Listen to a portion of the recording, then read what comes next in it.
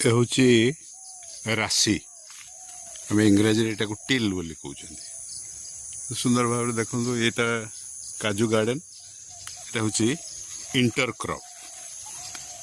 ଇଣ୍ଟରକ୍ରପ୍ ହିସାବରେ ରାଶି ଖୁବ୍ ସୁନ୍ଦର ଲାଗୁଛି।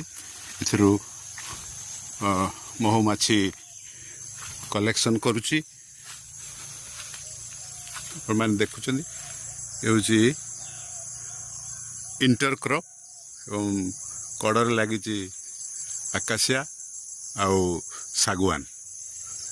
ବହୁତ ସୁନ୍ଦର ଭାବରେ ଦେଖନ୍ତୁ, ଇଏ ମୋର ବଗିଚା। ଇଏ ଲେମ୍ବୁ ଗଛ ଅତି ସୁନ୍ଦର ଭାବରେ, ଏ ଦେଖନ୍ତୁ କିଭଳି ଭାବରେ ଲେମ୍ବୁ ମୁଁ କଲେକ୍ସନ୍ କରିଛି। ବହୁତ ସୁନ୍ଦର।